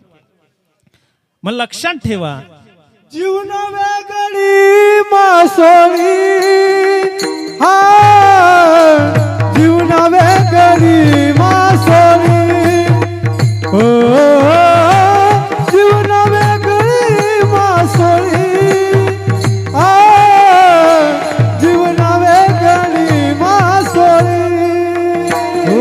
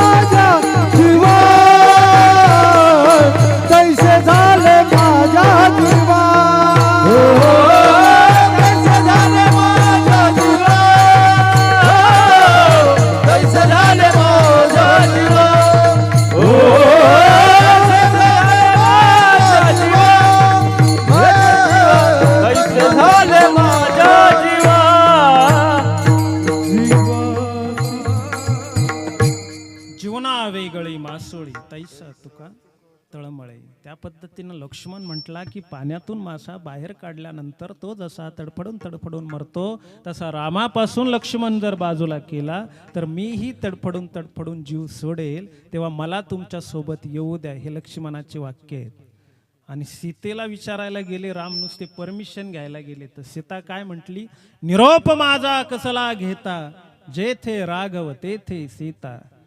ते विद्यावाचस्पती शंकर अभ्यंकर असं म्हणतात, बरं झालं त्या काळामध्ये महिला आयोग नव्हता, नाही तर सीतेची फारकतच झाली असती. बरोबर आहे, कारण ती महिला आयोगात गेली असती, ती म्हणली असती 14 वर्ष, मग त्या लगेच तिकून कुणीतरी जनक म्हटला असता, नाही तर मग सीतेची आई म्हटली असती की बाई आताच लग्न झालं आणि मी एवढा राजवाडा पाहून पोर दिली, मग ती काय वनात जायला दिली का, आणि त्याच्यापेक्षा मग फारकत घे, नाही तर मग इकडं निघून ये. आता नाही का आर्मीत पोरगा असला तर पोरगी तो आर्मीतून येवस तो आई बापकच राहते, मग इकडं सासू सासऱ्याचं काय चाललंय काही घेणं नाही त्यांना, नाही का. आई म्हणते पाहुणा येवस तो, ये तू इकडं ये चालू दे बाई, सारा सत्यानाश होऊ दे. त्यांना तिकडंच सीमा लढवायची का इकडं सीमेक लक्ष द्यायचं, नेमकं कोणाक काय. कन्यादान म्हटलं की नाती बदलतात, एवढा विषय. कन्यादान म्हणजे ती विकली असा अर्थ नाहीये, ती दिली कोणला तरी म्हणजे आता त्याची फक्त नाते बदल. कन्यादान म्हणजे काय, आतापर्यंत मी बाप होतो, आता सासरा हा तिचा बाप झाला, लक्षात ठेवा. आतापर्यंत मी आई होते, आता सासू हीच तिची आई झाली. आतापर्यंत मी बहीण होते, पण आता ननंद हीच तिची बहीण झाली. हे सांगणारे नाते, नात्यांचं संक्रमण म्हणजे कन्यादान विधी. ती मुलगी विकणं म्हणजे कन्यादान नाही. काही बावळटासारखा विचार करतात नास्तिक मंडळी आणि काहीतरी मांडणी करतात, असं नाहीये. कन्यादान म्हणजे नाते फक्त संक्रमित झालेत. या घराची होती, आता तू त्या घराची झाली, तुझी आई तिकडे आहे, तुझे वडील तिकडे आहेत, तुला काही प्रॉब्लेम असेल, काही समस्या असेल तर त्या आईजवळ सांगायचं. ही नात्यांचं संक्रमण आहे, हे कोणी विधी समजूनच घेत नाही. उगाच फक्त नास्तिकवादी आपल्या धर्मावरती टीका करतात, अमका विधी असा तमका विधी तसा. जसं कन्यादानाचं तसं पिंडदानाचं. सगळ्यांचे बाप बरे कावळेच झाले आणि इथं ग्रास दिल्यानंतर तिकडे कसा मिळतो, उगाच शंका. काय करायचंय तुम्हाला? एक तर तुम्ही दावे घालती नाही, तुम्ही हिंदू धर्माला कशाला नावं ठेवतात? ते करतात तर करू द्या ना, त्यांचा तो एक कृतज्ञतेचा विधी असेल. कशासाठी? म्हणून सांगायचं तात्पर्य काय की प्रत्येक गोष्ट समजून घ्या. रामायणातली ही जी ग्रंथ आहेत बघा, ती उर्मिलेचा लक्ष्मण विचार घ्यायला गेला. उर्मिलेचा विचार, पत्नीचा विचार. नुकतंच लग्न झालंय, 4 भावंडांचं सोबतच लग्न झालं होतं मिथिला नगरीमध्ये, नुकतंच लग्न झालेलं. आणि उर्मिलेला विचारायला लक्ष्मण गेला. विचारायला म्हणजे नुसतं विचारायला नाही, परवानगी घ्यायला नाही, सांगायला गेला मी रामाबरोबर चाललोय. तो म्हणला नाही मग मंडळीचा विचार घ्या द्या बुवा, आपले का 11 रुपये दक्षिणा देतात सप्त्याला, 11 रुपये पावती. पण सप्त्यावाले जर म्हणले तिला विचारावं लागल, ए रे तिला विचारावं लागल, विचार तिला विचार. कांदे करताना विचारले होते का? आता बस चिंगळ्या गळ्यात अटकून आहे की नाही. विचार फक्त सप्त्याला वर्गणी द्यायची वेळ आली का मगच बायकोचा विचार सुचतो. लक्षात ठेवा, असं नका करू बाबा. लक्षात ठेवा, उर्मिलेला तो विचारायला नाही गेला, तो सांगायला गेला मी 14 वर्षासाठी वनवासाला चाललो. आणि तीही उर्मिला होती. ती म्हटली नाही काही नाही, तुम्हाला वनवास थोडाच मागितलाय, भावाला मागितलाय, मग जाईल भाव, येईल 14 वर्षामध्ये, तुम्ही कशाला जातात, नाहीतर मग मी चालले माहेरा, मी काय राहत नाही, असं नाही उर्मिला म्हटली. उर्मिला एवढंच म्हटली, ग्लास भर दूध दे, एवढं पिऊन जा. तरी सुद्धा काय म्हटले ते की नाही, तिथून येईल 14 वर्षानं तेव्हा हे दूध पिईल, तोपर्यंत मी काहीच ग्रहण करणार नाही. आणि लक्ष्मण असं सांगतात, अद्भुत रामायण असं सांगतं की 14 वर्ष ती उर्मिला दारामध्ये ग्लासाचा, तो दुधाचा ग्लास घेऊन उभी होती, तरी सुद्धा दूध नासलं नव्हतं. आपले रातचे ठिकाणा 2 टाइम द्याऱ्या चालू झाल्या. हे लक्षात घ्या. सांगायचं तात्पर्य काय, हे पातिव्रत्य व्रत आहे. रामायण ग्रंथांचा अभ्यास करायचा किंवा महाभारताचा अभ्यास करायचा, जुनी झाली ग्रंथ आणि आता आमच्या काही कामाची नाही असं म्हणण्यात काही अर्थ नाही. त्या ग्रंथामध्ये आज रावण खल्लास झाला असेल, पण रावणाचे पात्र निभावणारी माणसं, तशी प्रवृत्तीची माणसं आज तुम्हाला पदोपदी जाणवतील, दिसतील. रामासारखा आचरण करणारे लक्ष्मणासारखे भाऊ नाहीत का? मी आता खेडल्याला कथा केली, भागवत कथा, तिथे मी बघितले घोटेकर परिवारामधले 4 भाऊ आहे.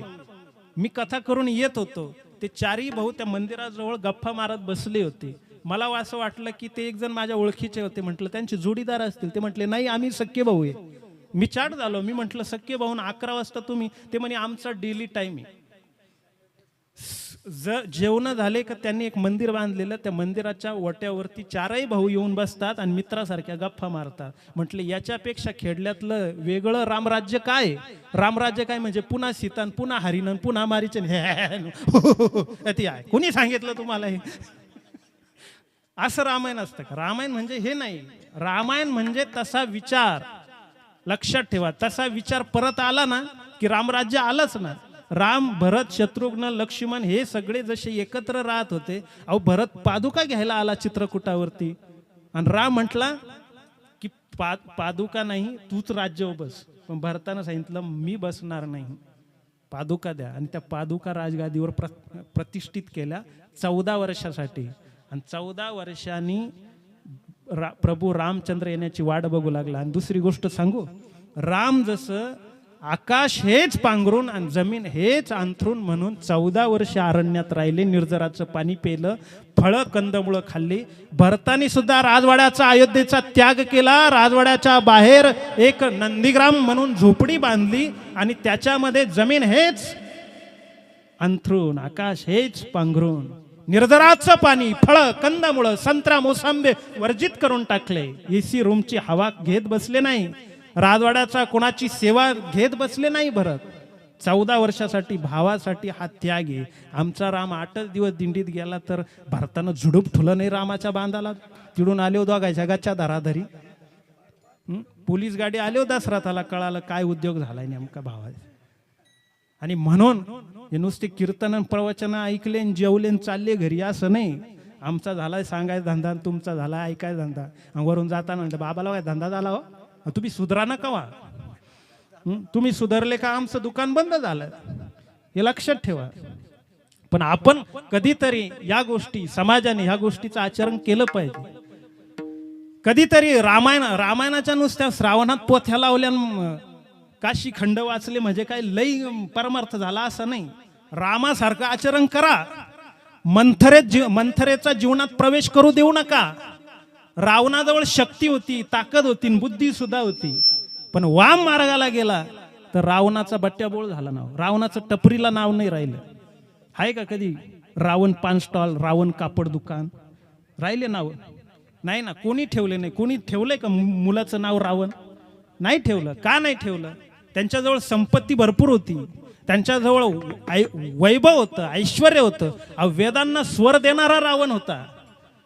समुद्र गोड करायचा, खारा असलेला समुद्र गोड करायचा अशी रावणाची शपथ होती. पण तरी सुद्धा तुम्हाला सांगतो, नुसता बुद्धी असून उपयोग नाही, नुसती ताकद असून उपयोग नाही, तर तुमच्या जवळ भगवंताचा अधिष्ठान असलं पाहिजे. तुमच्याजवळ ताकद आहे, पण त्या ताकदीला, त्या शक्तीला, त्या सामर्थ्याला भगवंताचं अधिष्ठान असावं. तुमच्याजवळ बुद्धी आहे, पण त्या बुद्धीला सुद्धा भगवंताचं अधिष्ठान असावं लागतं. रावणाजवळ बुद्धी होती, रावणाजवळ शक्ती होती, पण भगवंताचं अधिष्ठान नव्हतं, तर जीवनाचा सत्यानाश झाला, जीवन अधोगतीला गेलं. हे लक्षात ठेवा. आणि या उलट हनुमंताचं चरित्र आहे. हनुमंत हे जसे बुद्धिमत्ताम वरिष्ठ होते, तसे शक्तिमत्ताम वरिष्ठम सुद्धा होते. हनुमंताजवळ ताकद होती, शक्ती होती, आणि हनुमंताचं शरीर हे वज्रासारखं होतं. अभंगाचं 3रं चरण. शरीर वज्रायसे, शरीर वज्रायसे, शरीर वज्रायसे, शरीर वज्रायसे,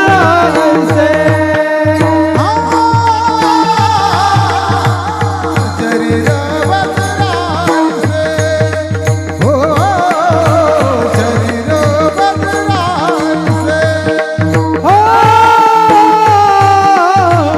शरीर वज्रायसे, शरीर वज्रायसे.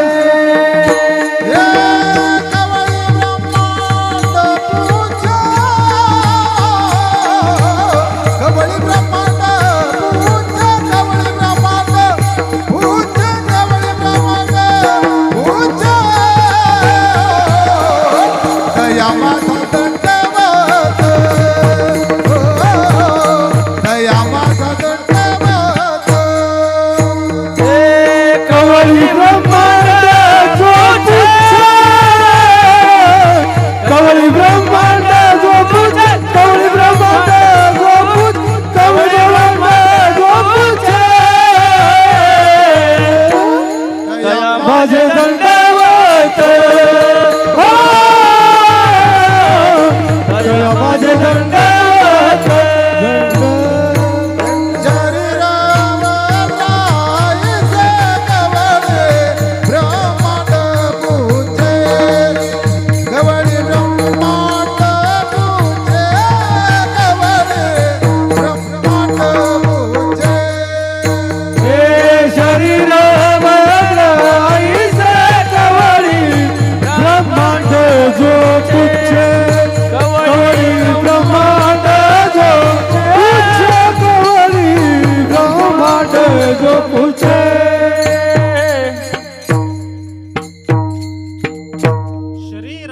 ऐसे. शरीर हे हनुमंताचं वज्रासारखं होतं.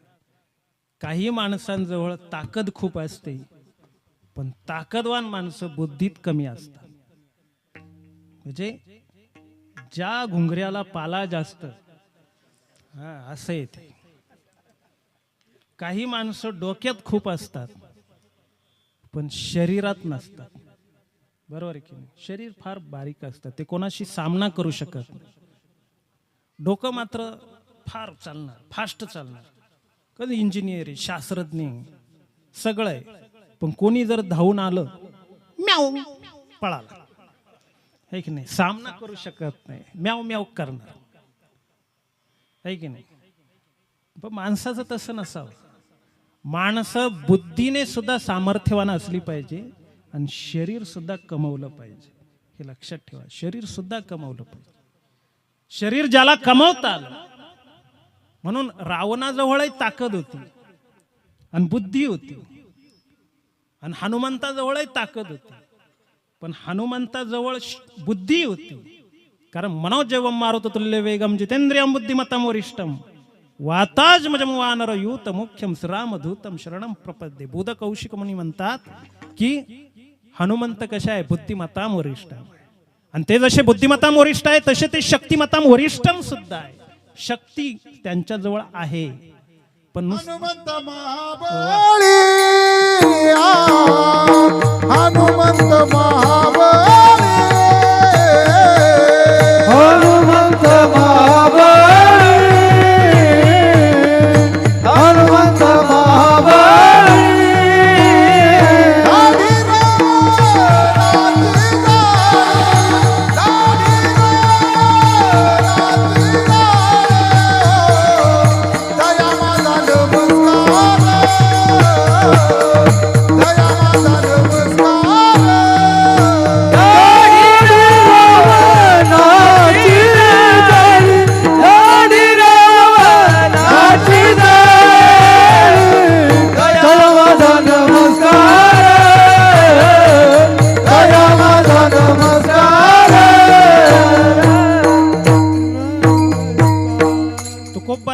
हनुमंत महाबळी दाढी रावणाची जाळी. लक्षात ठेवा, हनुमंत महाबळी होते. रावणाची दाढी जाळण्याचं सामर्थ्य नाही, रावणाच्या जवळ जाण्याचं सामर्थ्य नाही, आणि हे दाढी जाळून आले होते, आहे की नाही? हे हनुमंत आहे.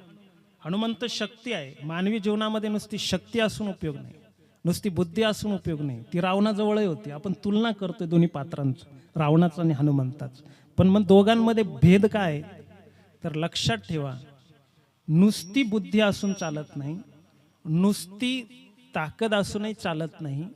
त्या बुद्धिशक्तीला आणि शरीर शक्तीला, म्हणजे शारीरिक बलाला, म्हणजेच शरीर शक्तीला आणि बुद्धिशक्तीला भक्तिशक्तीची जोड असावी लागते.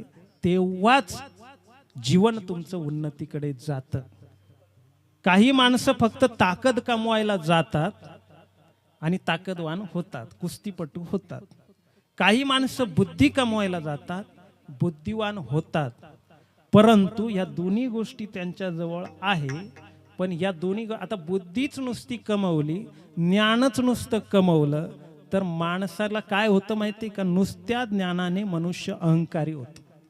हे शास्त्र आहे. म्हणून माऊलींनी अहंकार कुणाला होतो? अज्ञानाला होतो का? नाही. नवल अहंकाराचे गोठी विशेष न लगे अज्ञानापाठी, सज्ञानाचे झोंबे कंठी नाना संकटी नाचवी. सज्ञानालाच अहंकार होतो, अज्ञानाला होत नाही, हे सांगतात ते. लक्षात ठेवा. आणि म्हणून कितीही ज्ञानी, एका ज्ञानाचं उदाहरण सांगू का? एका गावामध्ये फार ज्ञानी होता, दैवडीला तुम्ही ऐकलं बाबा, फार ज्ञानी. असा ज्ञानी का तो त्याने एक कंदील बनवला होता, आणि कंदील 24 तास पेटलेला असायचा, आणि तो कोणालाही विचारायचा, विचारा मला प्रश्न, मी देतो तुम्हाला उत्तर. लोक म्हणायचे तो कंदिली जाऊ. नाही नाही, उत्तर जर आलं नाही तरच कंदिली जाऊणार. उत्तर जर येत राहिलं म्हणजे किती दांभिक असेल, किती ज्ञान.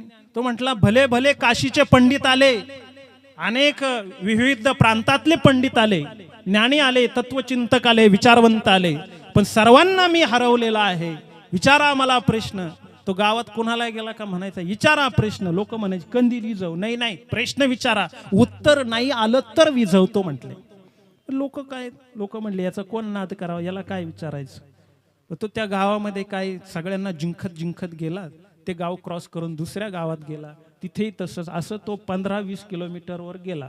असा दुपारचा चालला होता आणि जात असताना एका शेतकऱ्याने दुपारी नांगर आपला सोडला होता. आंब्याचं झाड होतं, त्या झाडाच्या सावलीला आपलं कपडे काढून झोपलेला होता आणि तेवढ्यात हा कंदील घेऊन भर उन्हात आंब्यापासून चालला आणि त्यांना झोपेल माणूस पाहिला. शेतकरी उठून बसला. तो म्हटला हे पागल आहे का काय रे, कंदील घेऊन चाललंय ना. बरं दिवसा उजेडी पेटून चालवला. त्याला हाक मारली, रावसाहेब इकडे या म्हटले. ते आले. ते म्हटले काय भानगड आहे, तो कंदील इजवा. नाही म्हणे आपला पण आहे, मला प्रश्न विचारायचे. मी काशीच्या पंडितांपासून आतापर्यंत सर्वांना हरवत आलोय. मला प्रश्न विचारायचे आणि त्याचं उत्तर जर मला आलं नाही तरच मी कंदील विझवणार. प्रश्न विचारा म्हटले. शेतकरी म्हटला तुला प्रश्न विचारायचे? म्हटले हो. उत्तर नाही आलं तर कंदील विझवणार? म्हटले हो.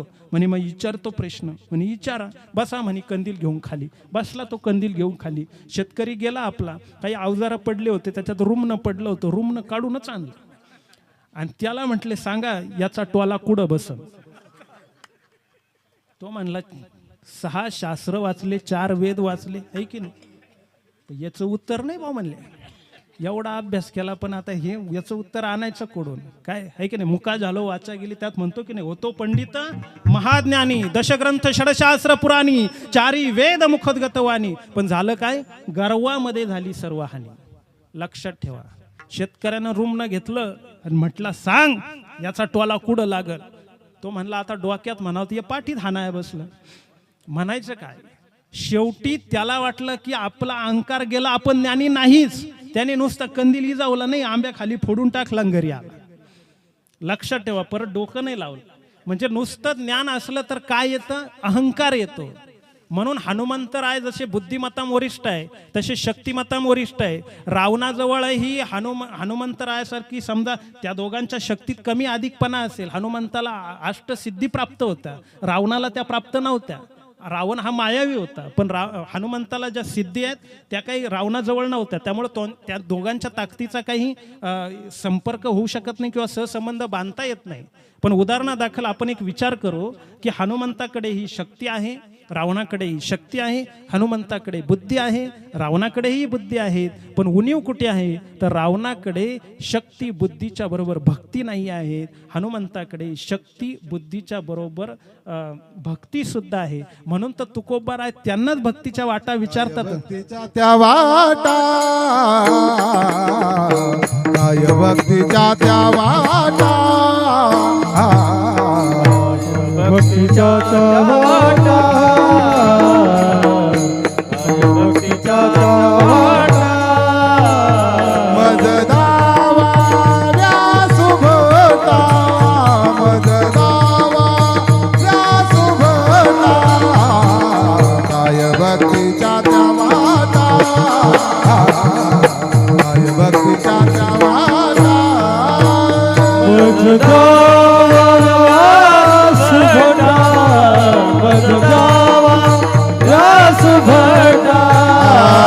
काय भक्तीच्या त्या वाटा, काय भक्तीच्या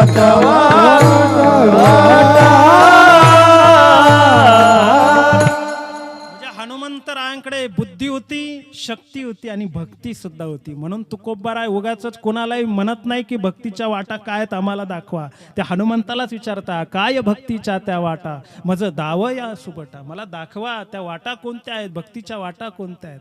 म्हणून नुसतं ज्ञानाने मनुष्य अहंकारी होतो. म्हणून तर ज्ञानाला जोड, रावणाला जवळ जे ज्ञान होतं ना त्याला जर भक्तीची जोड असते. आता एखादा म्हणेल बा त्यांची तर शंकराची भक्ती होती, पूजा करताना एक कमळ कमी पडलं तर मस्तक कापून दिला, अशी तर कथा सांगितली जाते आणि मग त्यांच्याजवळ भक्ती नव्हत्या असं कसं म्हणता. अहो त्यांच्याजवळ भक्ती होती, पण ती भक्ती या चौकटीत बसणारी भक्ती होती का, ती आपल्यासारखी भक्ती होती.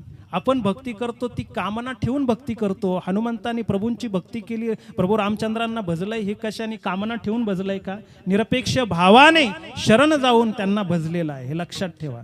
रावणाची, हिरण्यकश्यपूची, या सगळ्या असुरांच्या ज्या भक्तीत ना, यांनी भक्ती केली, पण निरपेक्ष भावनाने भक्ती केलेली नाही. कुठला ना कुठला हेतूचा संबंध त्याला जोडला गेलेला आहे. हिरण्यकश्यपूने तप केलं, ब्रह्मदेवाला प्रसन्न केलं, पण मागलं काय? मला अमरपद दे, मला मरण नको. ब्रह्मदेव म्हटले असं काही देता येणार नाही. मग त्याने मरणच लवकर येणार नाही असा युक्तिवाद केला. मग मला आकाशात मरण नको, जमिनीवर मरण नको, शास्त्रां नको, आसरां नको, रात्री नको, दिवसा नको, असं सगळं जे मागून घेतलं हिरण्यकश्यपूनं, मग मला सांगा, तप केलं 12 वर्ष, ब्रह्मदेवाला प्रसन्न करून घेतलं, पण त्यातून नेमकं साध्य काय केलं? तो स्वार्थ साध्य केला. जगाच्या कल्याणाचं काही मागितलंय का? भक्ती ही जशी तुमचं कल्याण करू इच्छिणारी आहे, तशी जगाचंही कल्याण करणारी असली पाहिजे, जगालाही कल्याणप्रद असली पाहिजे. जगाला तकलीफ द्यायची, स्वतःकडेच सगळं काही पाहिजे, अशी भक्ती परिपूर्ण नसते. रावणाने भक्ती केली, पण रावणानं काय केली? भक्ती केली तर त्या बदल्यात काय? लंका मागून घेतली. त्या बदल्यामध्ये ह्या सगळ्या म्हणजे स्वार्थाचा स्पर्श थोडक्यात रावणाच्या भक्तीला होता. म्हणून त्याने जरी कमळ, कोणी काही सांगतं, रावणाबद्दल अर्धवट माहिती सांगणारे कीर्तनकार आहे जगामध्ये, आता काय बोलू नये, परंतु ते सांगा रावणासारखा भक्त नव्हता. कोणी सांगितलं तुम्हाला? अरे होता भक्त, पण त्याच्या भक्तीत आणि तुमच्या भक्तीत, सध्याच्या कलियुगातल्या भक्तीत फरकच नाही. नुसती भक्ती म्हणजे काय एवढे भक्ती अवलंबून नाही.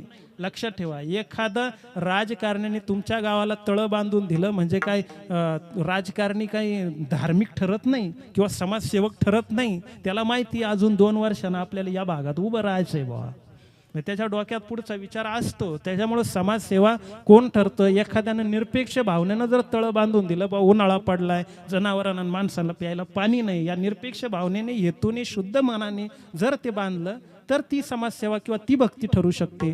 जर तुम्ही एखादा हेतू घेऊन, हेतू पुरस्कर स्वार्थासाठी जर देवाला भजत असाल तर ती भक्ती ठरत नाही. म्हणून रावणाच्या भक्तीमध्ये आणि हनुमंताच्या भक्तीमध्ये फरक आहे. म्हणून भक्ताने ज्ञानी व्हायचं नाही का? भक्ताने ज्ञानी झालं पाहिजे, पण एकनाथ महाराज म्हणतात का त्या ज्ञानाला भक्तीची जोड असली पाहिजे, प्रेमाची जोड असली पाहिजे. भक्ती प्रेमाविना, भक्ती प्रेमा बिन दान नको देवा, भक्ती प्रेमा बिन दान नको देवा, भक्ती प्रेमा विना ज्ञान नको देवा, भक्ती प्रेमा विना ज्ञान नको देवा.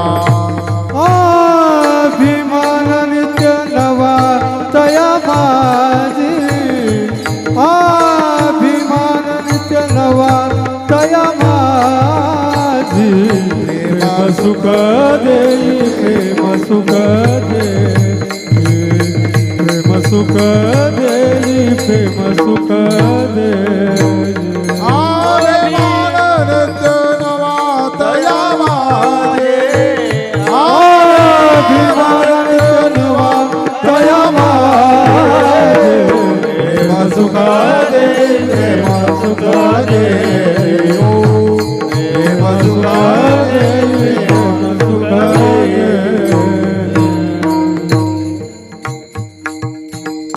भक्ती प्रेमाविना ज्ञान नको देवा, अभिमान नित्य नवा तया माझी,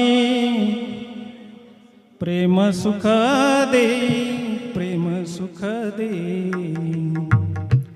प्रेमाविना नाही समाधान, प्रेम सुख देई, प्रेम सुख देई.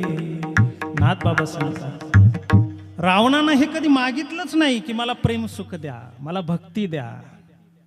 हनुमंतरायांच्या भक्तीला प्रेमाची जोड होती. आणि म्हणून आजच्या दिवशी या हनुमंतरायांना आज आपल्याला वंदन करायचं आहे. हनुमंतरायांची जयंती करायची असते बरं का. पाठीमागे व्हॉट्सअपला असे मेसेज फिरत होते का हनुमंताची जयंती कशी काय, हनुमंताचा जन्मोत्सव असा शब्द प्रयोग करा म्हणे. आता पंचांगानुसार जयंती जयंती असा शब्द चालत आलाय. आणि मग हनुमंताच्या जन्मोत्सव कसा शब्द, जयंती कोणाची होते माहिती का? जयंती ही देवाची होती. वामन जयंती, नरसिंह जयंती आहे की नाही. ह्या जयंती कोणाच्या आहेत? देवाच्या होतात. हनुमंत हे देवच आहे. म्हणून हनुमंताची जयंती, जन्मोत्सव नाही. आता हनुमंत तसे साधू आहे, भक्त आहे, भक्ताची पुण्यतिथी होते. साधूची काय होते? पुण्यतिथी. देवाची जयंती आणि साधूची काय? पुण्यतिथी. आणि तुमची आमचं वर्ष सरीत. हा असं आहे ते. तेवढं झालं, भीतीला फोटो लागला का परत काय कोणी विचारित नाही, आहे की नाही. साधूची पुण्यतिथी होते. म्हणजे याचं कारण काय? साधू मरतो कसं याच्यावरून त्याची, तो जर जगला कसा याच्यापेक्षा तो मेला कसा, व्यवस्थित मेला तर त्याची पुण्यतिथी घालायची, अशा पद्धतीचं शास्त्र आहे. म्हणून साधूची पुण्यतिथी असते. मग हनुमंताची एखादा म्हणा हनुमंताची पुण्यतिथी का नाही, तर त्याचं कारण आहे हनुमंत गेलेलेच नाही. किती चिरंजीव सांगितले शास्त्रकारांनी? 7 चिरंजीव सांगितले. अश्वत्थामा बलिर्व्यासो हनुमानस्य विभीषण कृपा परशुरामस्य सप्तते चिरजीविना. त्याच्यामध्ये हनुमंत, जसे हनुमंत आहे ते चिरंजीव आहे, ते गेलेलेच नाही, म्हणून पुण्यतिथी त्यांची होत नाही. हनुमंताची जयंतीच होते. एकदा सर्वांनी वरती हात करा. आपण 5 मिनिटात सेवा आटोपणार आहोत. आता एकदा आपण भोजन करूया. विठोबा रखुमाई, विठोबा रखुमाई,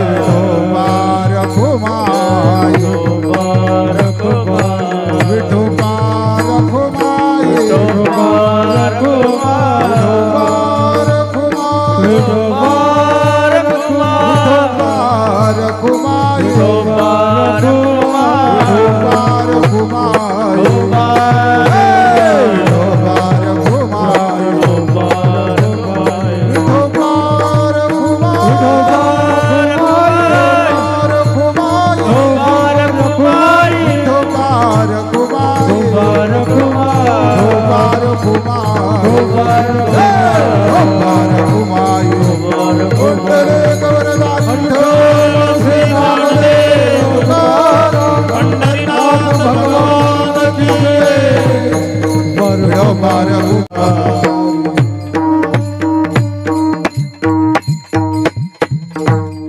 आणि म्हणूनच प्रभू रामचंद्रांचे निस्सीम भक्त असणारे हनुमंतरायांची ही जयंती उत्सव साजरा करत असताना आपण सर्व रामपूर मंडळी या ठिकाणी उपस्थित आहात.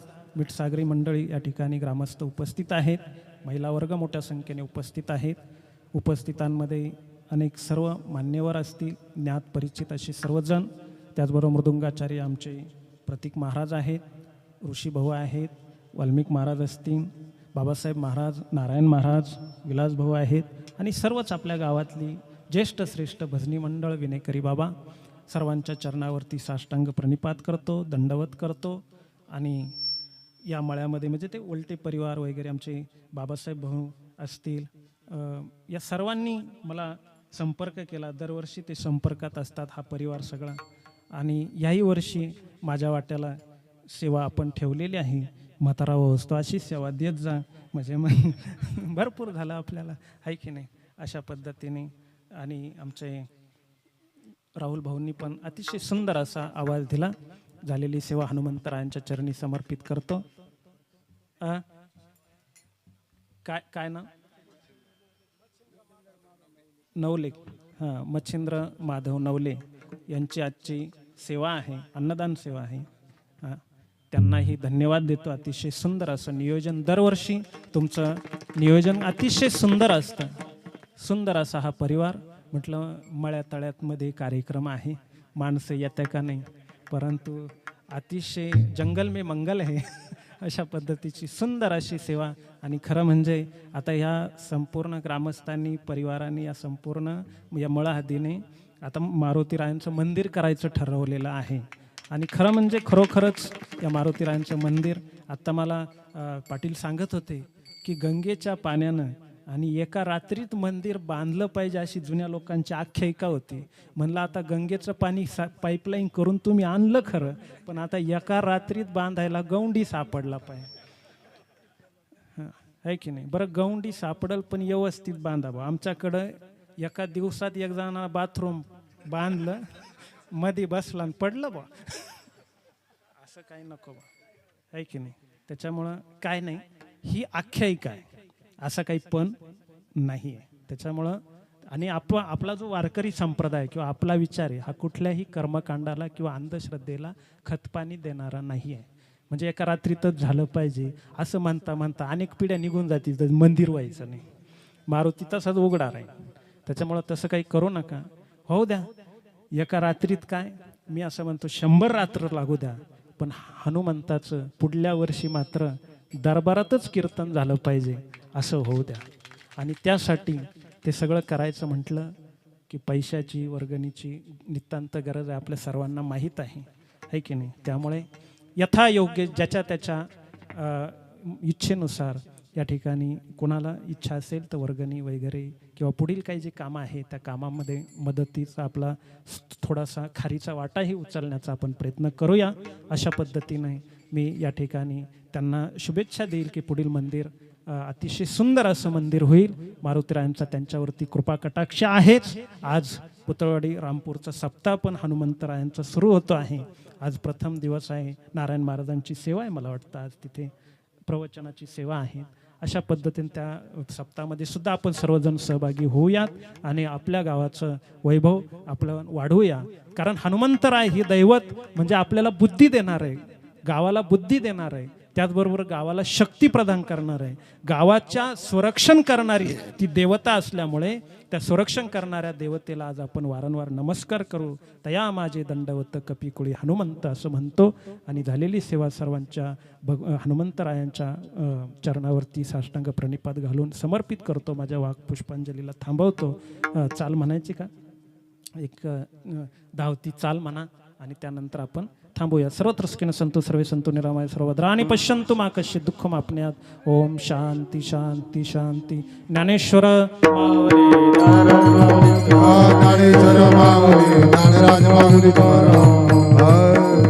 राम रायाचा सेवका, राम रायाचा सेवका, रामाचा सेवका, रामाचा सेवका.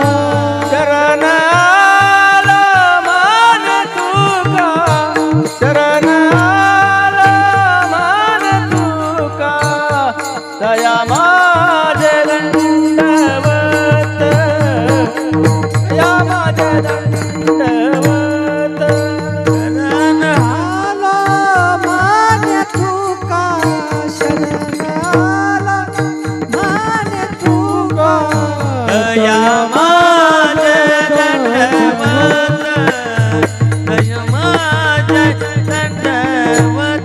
कपिकुळी हनुमंत, कपिकुळे हनुमंत, कपिकुळे हनुमंत, कपिकुळे हनुमंत. आ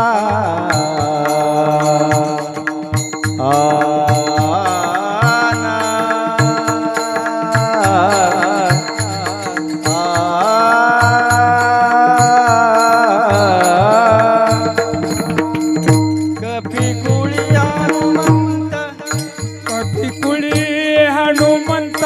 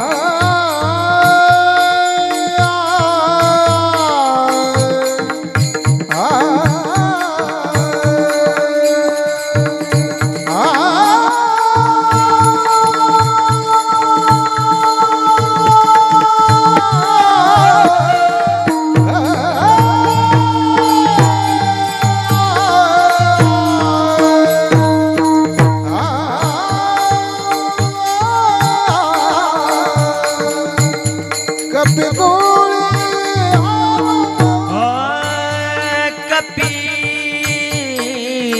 कुळी कुळी हनुमंत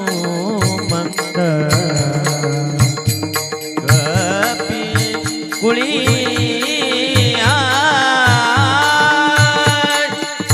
कपी कुळी कपी कुळी हनुमंत कुळी हनुमंत कपी कुळी